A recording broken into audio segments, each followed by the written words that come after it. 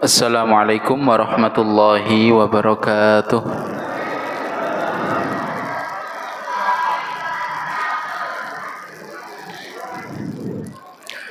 Alhamdulillahilladzi anzala alaina ashmalal kitab wa arsala ilaina afdalar rusul wa ja'alana khaira ummatin ukhrijat linnas falahul hamdu wa lahus syukru ala hadhihi ni'amil azimah wal ala'il jasimah. Allahumma salli wa sallim wa barik wa an'im ala nabiyyina Muhammad wa ala alihi wa sahbihi ajma'in, amma ba'd. Bapak-bapak, ibu-ibu jamaah sekalian yang kami hormati, yang kami cintai karena Allah, alhamdulillah di malam hari ini kita bisa bertemu kembali, bermajelis kembali dalam rangka mengkaji kitab Allah Subhanahu wa taala. Rasulullah sallallahu alaihi wasallam bersabda, khairukum man ta'allamal Qur'ana wa 'allamah. Sebaik-baik kalian adalah orang yang mau belajar Al-Quran dan juga yang mengajar Al-Quran. Belajar dan mengajar Al-Quran ini bisa mencakup tahsin, bisa mencakup tafsir, bisa mencakup hal-hal lain yang berkaitan dengan kitab Allah Subhanahu wa ta'ala. Ma'asyiral muslimin, pertemuan terakhir kemarin kita membahas ayat yang ke-25, firman Allah Subhanahu wa taala, wa basyiril ladzina amanu wa 'amilus solihati anna lahum jannatin tajri min tahtihal anhar kullama ruziqu minha min thamaratir rizqan qalu hadzal ladzi ruziqna min qabl wa utu bihi mutasyabiha wa lahum fiha azwajum mutahharah wa hum fiha khalidun. Ya, kemarin kita bahas tentang janji Allah Subhanahu wa taala kepada orang-orang yang beriman, kepada orang-orang yang beramal soleh. Dan kemarin juga kita sebutkan bahwasanya antara keimanan dan amal soleh ini sebuah keniscayaan. Amal soleh adalah bagian daripada iman, dan amal disebut soleh, ketaatan disebut amal soleh ketika didasari dengan iman. Artinya meskipun itu adalah perbuatan baik, namun tidak ada dasar keimanannya, maka bukanlah amal soleh. Ya, di antara janji Allah adalah surga yang di dalamnya mengalir sungai-sungai yang begitu indah, yang begitu menyegarkan airnya. Dan para penduduk surga ketika mendapatkan nikmat, di antaranya adalah buah-buahan, mereka mengatakan ini adalah seperti yang diberikan kepada kami sebelumnya, ini sebagaimana yang direzekikan kepada kami kemarin, dan lain sebagainya. Dan di antara nikmat surga adalah mendapatkan pasangan. Para laki-laki, ya, istrinya dijadikan lebih cantik daripada ketika di dunia. Selain itu ditambah dengan bidadari. Ya, ini adalah nikmat yang luar biasa bagi orang-orang yang beriman. Kemudian Allah Subhanahu wa taala berfirman di dalam ayat yang ke-26, innallaha la yastahyi ay yadriba mathalan ma ba'udatan fama fawqaha فأما الذين آمنوا فيعلمون أنه الحق من ربهم وأما الذين كفروا فيقولون ماذا أراد الله بهذا مثلا يضل به كثيرا ويهدي به كثيرا وما يضل به إلا الفاسقين. Ma'asyiral muslimin, sebagian ahli tafsir, di antaranya adalah seorang ulama yang bernama As-Suddi, ya, dari Ibnu Mas'ud radhiyallahu anhu dan selainnya, beliau mengatakan ketika Allah Subhanahu wa taala membuat dua permisalan untuk orang munafik, yang ada pada ayat sebelumnya jemaah, yang ada pada misal air dan misal api, atau misal api terlebih dahulu dan permisalan air. Ya, Allah Subhanahu wa taala mengatakan mathaluhum kamathalil ladzi istauqada nara. Ini permisalan api. Kemudian Allah mengatakan au kasayyibim minas sama'i fihi dhulumat. Ini adalah perumpamaan air.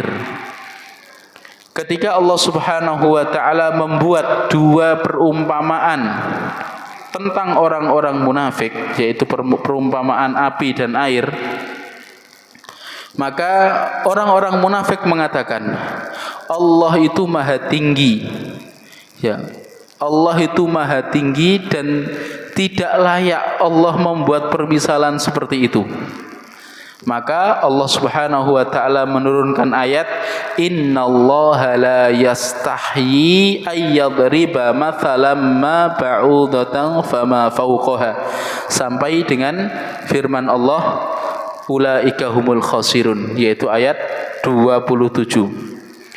Di sini Allah Subhanahu wa taala mengatakan innallaha, sesungguhnya Allah Subhanahu wa taala la yastahyi, tidaklah, kalau di terjemahan di terjemahan mushaf kita, sesungguhnya Allah Subhanahu wa taala tidak segan ayyadriba mathalan, untuk membuat permisalan, ayyadriba mathalan ma, untuk membuat permisalan apapun, ba'udatan fama fawqaha, nyamuk atau yang lebih daripada nyamuk.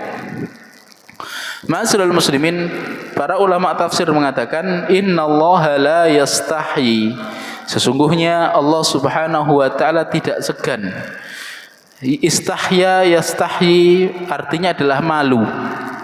Allah Subhanahu wa taala tidak malu untuk membuat sebuah permisalan. Dan permisalan di dalam Al-Qur'an itu banyak sekali jemaah. Ada permisalan rumah laba-laba, ada permisalan atau perumpamaan pohon kasyajaratin thayyibah dan lain sebagainya. Banyak sekali perumpamaan-perumpamaan di dalam Al-Qur'an. Allah Subhanahu wa taala mengatakan innallaha la yastahyi, sesungguhnya Allah tidak malu atau Allah tidak segan ayyadriba mathalan ma, untuk membuat permisalan apapun itu, ba'udatan, nyamuk, fama fawqaha, atau kalau di terjemahan mushaf, atau yang lebih kecil daripada nyamuk.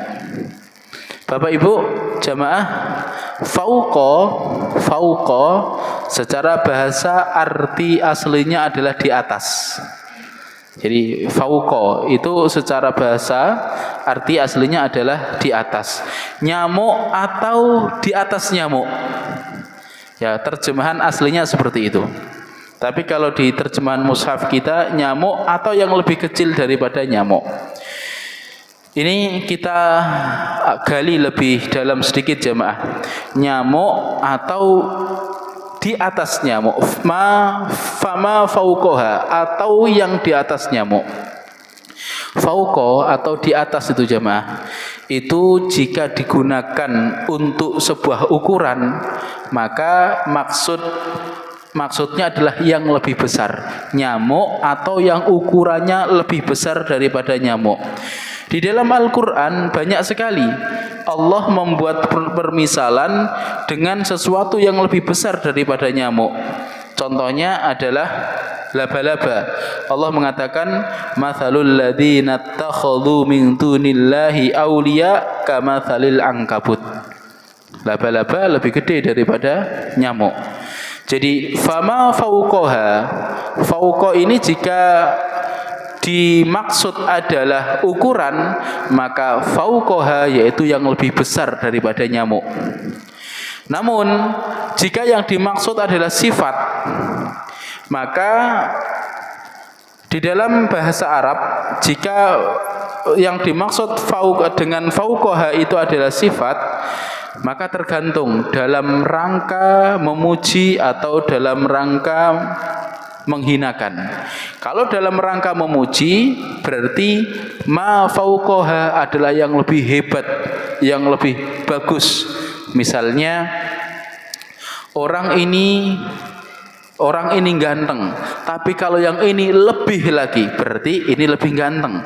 Orang ini dermawan, tapi yang satunya lebih lagi. Maksud dari lebih yaitu lebih dermawan. Namun jika dalam rangka menghinakan, maka fama fawqaha ini artinya adalah lebih buruk. Contohnya, orang ini pelit, tapi yang ini lebih lagi, berarti lebih pelit. Jadi fama fawqaha atau yang lebih daripada nyamuk ini bisa dari segi ukuran. Kalau dari segi ukuran, memang di dalam Al-Quran banyak sekali Allah Subhanahu wa Ta'ala membuat perumpamaan dengan sesuatu yang lebih besar daripada nyamuk. Atau yang dimaksud adalah sifat. Kalau sifat, ya, maka itu tadi. Jika sifat itu yang dimaksud di dalam secara bahasa adalah untuk memuji, maka maksudnya adalah lebih bagus. Kalau yang dimaksud adalah menghinakan, maka yang dimaksud dengan lebih adalah lebih buruk.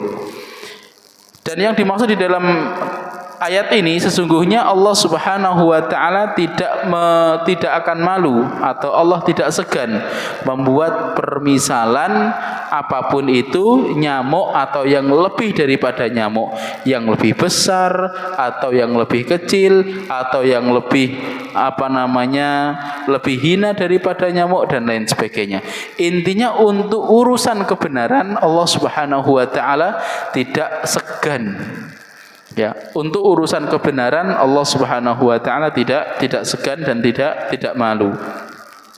Fa ammal ladzina amanu, adapun orang-orang yang beriman, faya'lamuna annahul haqqu mir rabbihim, maka mereka orang-orang yang beriman maka mereka mengetahui bahwasanya permisalan tersebut al-haqqu adalah sebuah kebenaran mir rabbihim dari Tuhan mereka, yaitu Allah Subhanahu wa Ta'ala. Orang-orang yang beriman ketika mendapatkan apapun yang ada di dalam Al-Quran, mereka taslim, mereka mempercayai. Wa ammal ladina kafaru, adapun orang-orang kafir, fayaquluna, maka mereka mengatakan, madza aradallahu bihadza mathala, apa yang Allah Subhanahu wa Ta'ala, apa yang Allah inginkan dengan perumpamaan ini. Kalau orang muslim langsung percaya. Sebagaimana kisah jamaah, sebagaimana kisah Isra Mi'raj, ini membedakan antara respon orang mukmin dan respon orang kafir.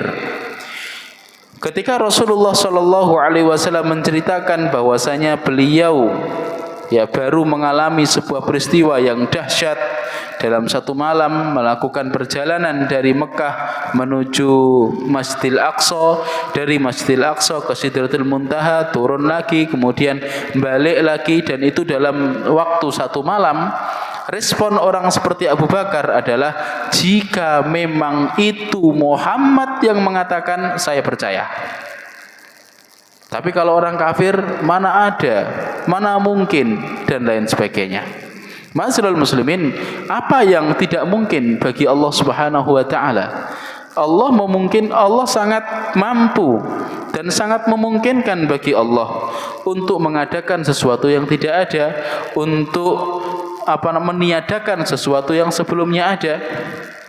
Maka disinilah perbedaan respon orang-orang mukmin dan orang-orang kafir. Orang-orang mukmin ketika mendapatkan apapun di dalam Al-Quran, baik itu keterangan atau perumpamaan seperti nyamuk, laba-laba, kemudian pohon, kasyajaratin thayyibah dan lain sebagainya, jika mereka paham, mereka bersyukur, mereka kemudian memahami, mereka kemudian mengamalkan dan lain sebagainya. Jika mereka tidak faham, maka mereka tetap percaya ini datang dari Allah, saya yang belum paham. Ini respon orang mukmin. Adapun respon orang kafir, apa yang diinginkan Allah? Kok seperti ini nih, apa yang diinginkan Allah Subhanahu wa Ta'ala? Ngapain? Ya. ngapain, apa dan lain sebagainya dalam rangka meragukan, bukan dalam rangka mencari pelajaran di balik itu. Maka Allah mengatakan yudhillu bihi katsira, Allah menyesatkan atau Allah membuat sesat dengan perumpamaan itu katsira, banyak orang. Wa yahdi bihi katsira, dan Allah Subhanahu wa taala memberi petunjuk dengan perumpamaan tersebut banyak orang pula. Jadi satu peristiwa ini bisa jadi akan banyak yang mendapatkan hidayah, bisa jadi akan banyak yang tersesat. Tergantung keyakinan di dalam hatinya. Tergantung apakah hatinya tersebut layak mendapatkan hidayah ataupun tidak. Musibah jamaah misalkan, berapa banyak musibah yang sama di tempat yang sama, tapi yang si fulan, si A menjadi semakin bertakwa, menjadi semakin dekat dengan Allah, tapi si B justru semakin jauh dengan Allah Subhanahu wa taala. Yudhillu bihi katsira wa yahdi bihi katsira. Ya, dengan satu hal Allah bisa saja menyesatkan orang-orang dan bisa saja memberi hidayah banyak orang pula. Dengan satu kejadian, dengan satu musibah, dengan satu peristiwa yang sama, bisa saja si A sesat, bisa saja si B tambah kuat imannya dan tambah tebal ketakwaannya kepada Allah Subhanahu wa taala. Namun jemaah, Allah mengatakan wa ma yudhillu bihi illal fasiqin, dan tidaklah disesatkan oleh Allah dengan perumpamaan tersebut kecuali dia orang fasik. Jadi yang tersesat ketika ada musibah kok semakin tersesat, ketika ada perumpamaan, ketika ada keterangan, ketika ada hukum dari Allah, kemudian bukan tambah iman malah tambah sesat, ketahuilah itu memang orang fasik. Hatinya tidak siap untuk mendapatkan hidayah. Justru responnya adalah respon negatif, bukan respon positif. Fasik itu jamaah secara bahasa adalah sesuatu yang keluar. Al-fisku adalah sesuatu yang keluar. Ya, keluar dari apa? Dalam hal ini adalah keluar dari kebenaran. Jadi orang fasik disebut fasik karena dia keluar dari ketaatan kepada Allah Subhanahu wa taala. Jadi fasik ataupun al-fisku secara bahasa arti aslinya adalah sesuatu yang keluar.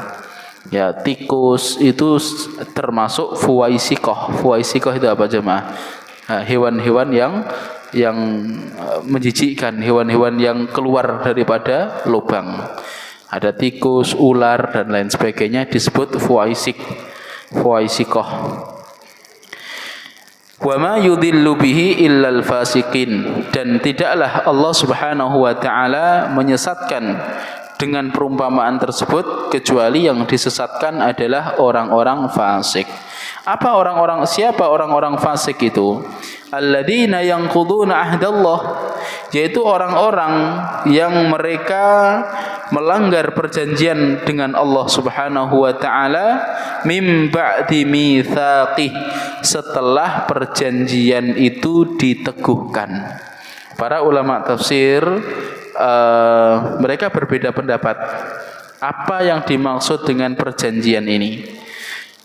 Sebagian mereka mengatakan yang dimaksud dengan perjanjian ini adalah Allah menyumpah orang-orang ahli kitab agar beriman terhadap kitab mereka, dan jika Muhammad diutus mereka harus beriman. Namun pada prakteknya mereka melanggar perjanjian itu. Ini tafsiran yang pertama. Tafsiran yang kedua adalah janji yang pernah Allah ambil dari kita semua. Kita semua jemaah tanpa terkecuali. Tanpa terkecuali kita yang ada di masjid dan kita yang hidup atau yang pernah hidup atau yang akan hidup di alam dunia ini, dahulu kita pernah diambil sumpah oleh Allah Subhanahu wa taala. Bayi-bayi yang pernah lahir di dunia ini, semua mereka pernah diambil sumpah oleh Allah Subhanahu wa taala. Allah mengatakan, alastu birabbikum, bukankah aku adalah Tuhanmu, kata Allah. Maka kita semuanya serempak mengatakan, qalu bala syahidna, ya Allah, kami bersaksi Engkau adalah Tuhan kami. Kapan itu jamaah? Ketika kita berada di tulang sulbi Nabi Adam. Kapan Ustaz? Saya kok nggak ingat.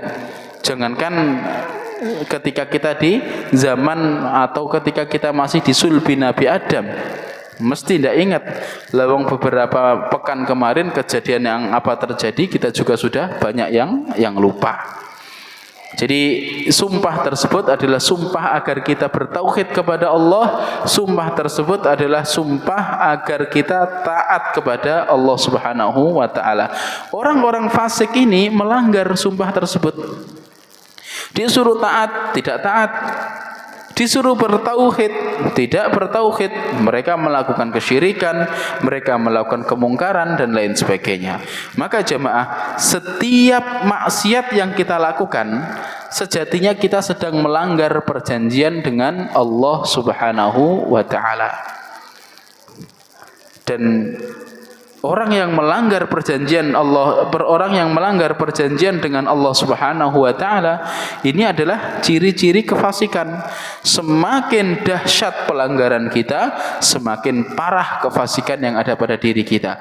Semakin minim pelanggaran kita, maka semakin bersih kita daripada sifat kefasikan. Dan fasik itu ada dua jenis jemaah. Ada al-fiskul asghar, ada kefasikan kecil. Kefasikan kecil yaitu dosa-dosa yang kita lakukan yang tidak sampai pada derajat kafir. Ada al-fiskul akbar, kefasikan besar. Ini adalah kefasikan yang menjadikan seseorang murtad. Allah mengatakan, alladzina yanquduna ahdallahi min ba'di mitsaqih. Orang fasik adalah orang yang melanggar perjanjian dengan Allah Subhanahu wa taala setelah diteguhkannya perjanjian tersebut. Wa yaqta'una ma amarallahu bihi ayyusala. Ya. Dan mereka memutus apa yang diperintahkan oleh Allah untuk disambungkan. Ini yang dimaksud diantaranya adalah perintah silaturrahmi. Ya, perintah silaturrahmi. Semakin kita menyambung silaturrahim, semakin kita menyambung tali persaudaraan, terlebih dengan mereka yang masih ada hubungan darah dengan kita, terlebih mereka yang masih ada hubungan rahim dengan kita, maka itu adalah amal ketaatan yang luar biasa. Semakin kita memutus tali silaturahmi, maka kita ada karakter-karakter kefasikan yang menempel pada diri kita. Jemaah, dari segi kata saja silaturahmi, kita diingatkan dengan rahim. Ya, ar-rahim maksudnya adalah rahim. Ya. Menyambung tali persaudaraan dengan mereka yang masih ada hubungan rahim dengan kita. Artinya yang masih ada hubungan darah dengan kita. Dan ini adalah perintah Islam, perintah syariat, meskipun terkadang hubungan silaturahim tersebut bisa putus gara-gara harta, bisa putus gara-gara politik, bisa putus gara-gara hal-hal yang tidak layak untuk kita jadikan sebab putusnya tali silaturahim. Ya. Ini penting kita pahami jamaah, penting untuk kita amalkan tentang menyambung tali silaturahmi.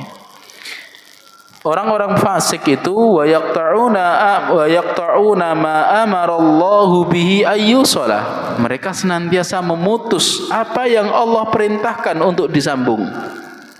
Nah, di antaranya adalah silaturrahim. wa yufsiduna fil ard, dan mereka melakukan kerusakan di muka bumi. Mereka berbuat kerusakan di muka bumi. Berbuat kerusakan di muka bumi ini bisa dengan bentuk memang merusak bumi, membuang sampah sembarangan dan lain sebagainya, ya, melakukan hal-hal yang secara zahir memang merusak bumi, atau merusak atau melakukan kerusakan di muka bumi bisa difahami dengan dosa. Karena dosa itu di antara hal yang bisa menjadikan Allah Subhanahu wa taala memberikan hukuman kepada kita. Semakin kompak kita melakukan dosa, maka hukuman kolektif pun akan menimpa kita. Ya, jadi jangan bayangkan jemaah, atau jangan pahami dosa itu ya kita dengan Allah, nanti kita tobat, kemudian kalau misalnya tobatnya nggak diterima ya disiksa. Tidak sesederhana itu. Satu, siksaan itu saja sudah pedih. Nomor dua, dosa itu ada efek panas jemaah. Dosa itu ada efek panas yang menjadikan hidup kita sempit, yang menjadikan kita tidak kuat ketika menghadapi masalah. Kemudian dosa itu juga merambah kepada orang-orang sekitar kita. Maka dahulu di zaman tabi'in ada orang yang mengatakan, sungguh aku melihat efek dari dosaku ini benar-benar terasa pada istriku dan hewan tungganganku. Artinya apa? Ketika orang ini melakukan dosa, dilihat tingkah istrinya, karakter istrinya berubah. Ketika si fulan ini melakukan dosa, maka terlihat hewan yang awalnya tenang dijadikan kendaraan ini bermasalah. Ya, kenapa? Karena memang dosa itu ada efek panasnya. Ya. Maka dalam sebuah hadis Rasulullah mengatakan was-shadaqatu tudfi'ul khati'ata kama yudfi'ul ma'un naro. Sedekah itu bisa memadamkan kesalahan, bisa memadamkan dosa seperti air memadamkan api. Rasulullah menggunakan redaksi memadamkan. Berarti apa? Dosa itu ada efek panasnya. Ya.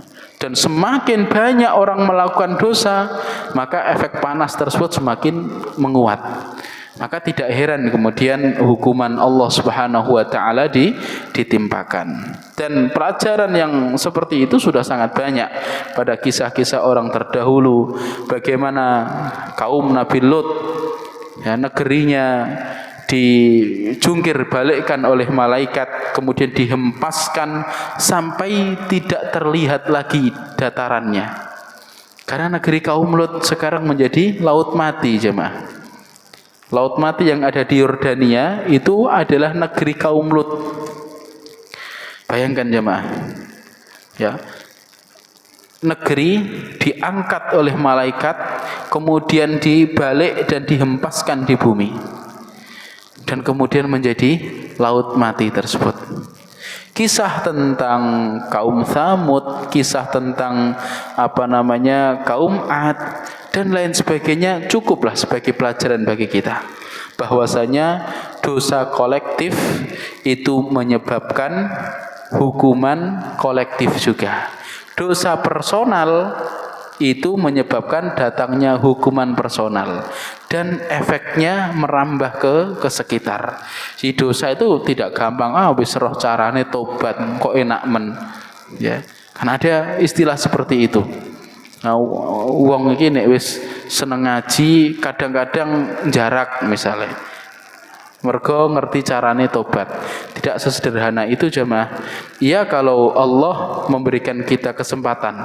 Kalau ternyata mati dalam keadaan berbuat dosa, kalau ternyata waktu bermuamalah dengan riba malaikat mencabut nyawanya, kalau dalam keadaan zina, selingkuh kemudian tercabut nyawanya, dan banyak sekali berita-berita seperti itu. Maka tidak sesederhana iso tobat, tidak sesederhana itu. Allah mengatakan ulaika humul khasirun, maka mereka ini adalah orang-orang yang khasir, orang-orang yang rugi. Orang-orang fasik itu rugi. Dan Allah sudah menerangkan di dalam Al-Qur'an ini kepada kita, ya, bahwasanya orang fasik, orang yang melakukan dosa, ruginya itu ya di dunia, ya juga di akhirat.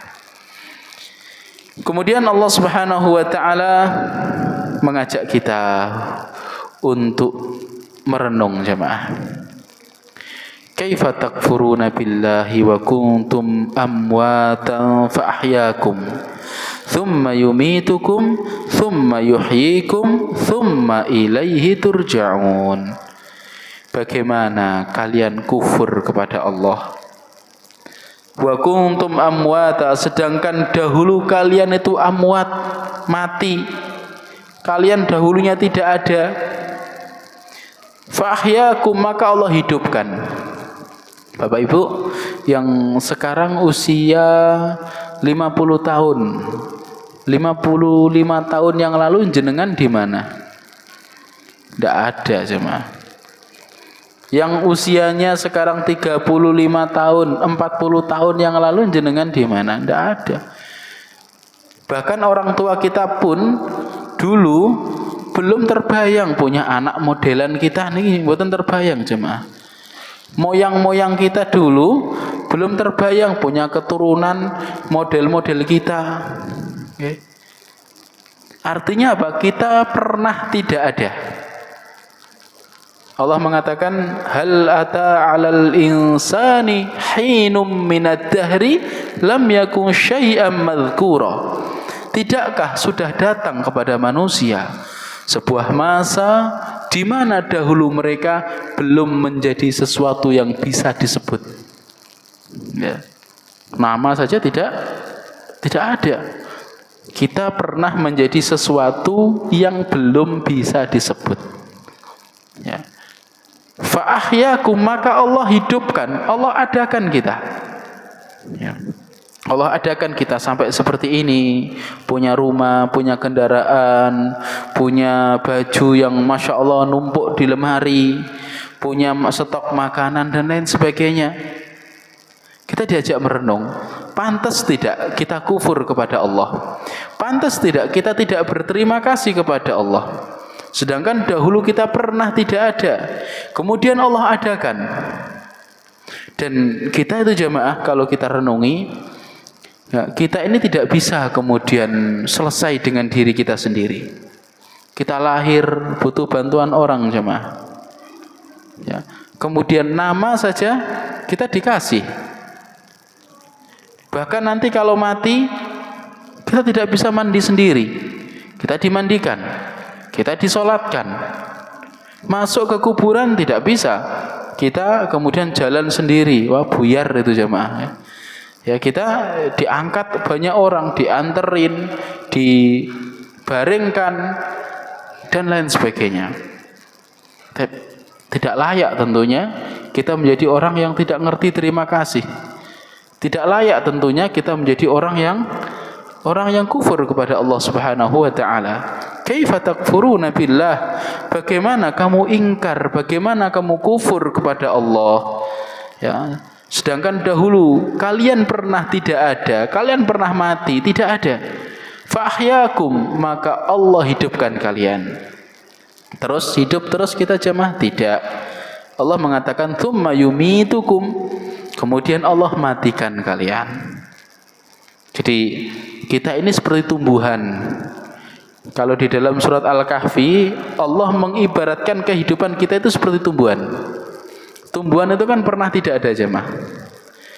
Gersang, apalagi waktu panas, tanah itu tidak ada tumbuhannya apapun, datang hujan.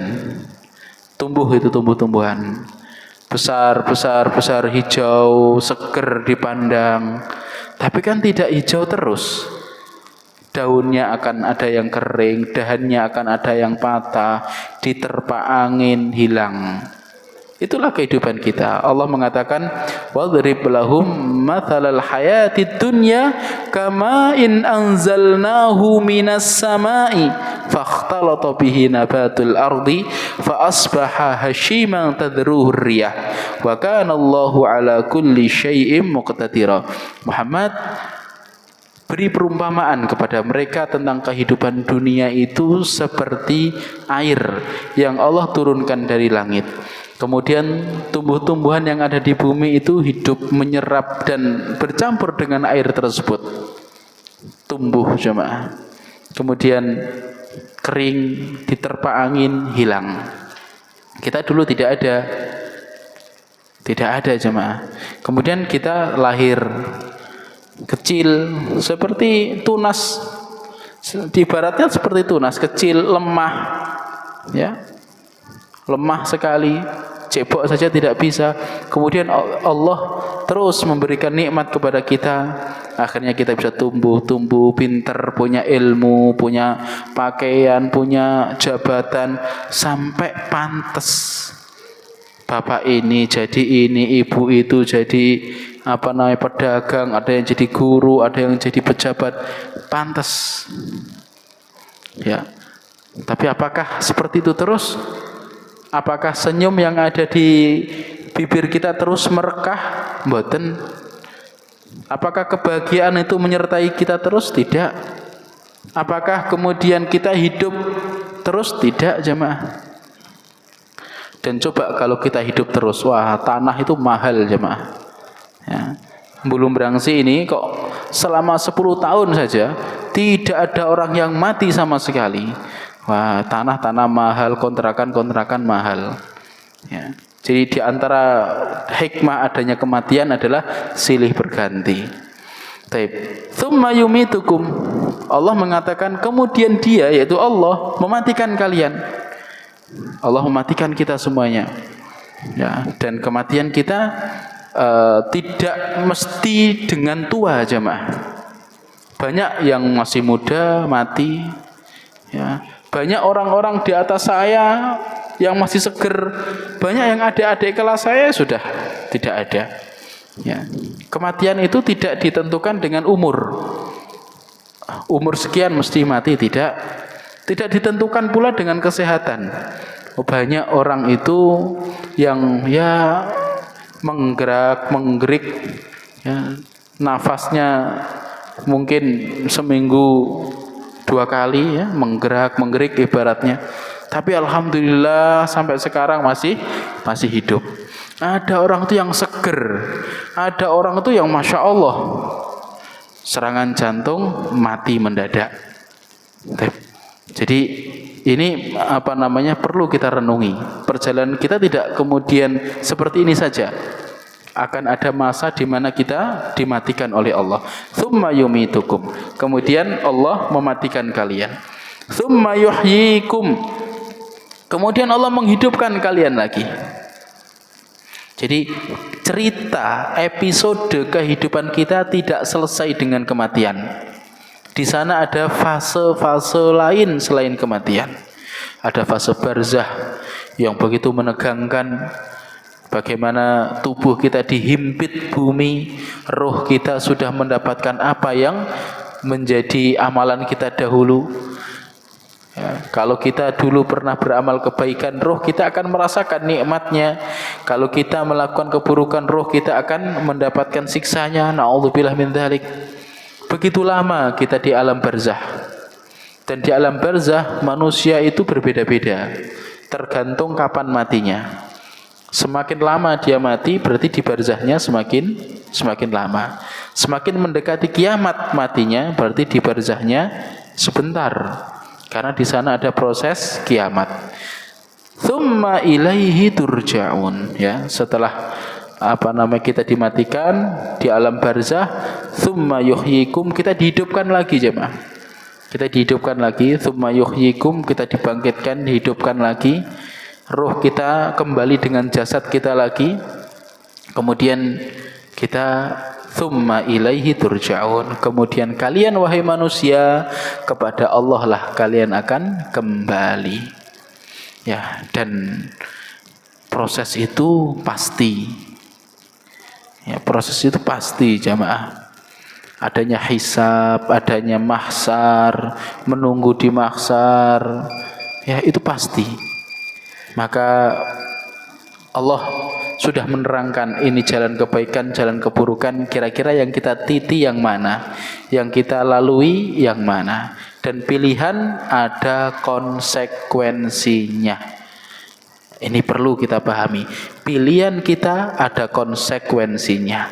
Baik konsekuensi dunia, lebih-lebih konsekuensi akhirat. Barakallahu fikum. Semoga Allah senantiasa memperbaiki kita dan menjadikan kita orang-orang yang bersyukur, menjadikan kita orang-orang yang istiqomah. Hadanallahu wa iyyakum ajmain. Assalamualaikum warahmatullahi wabarakatuh.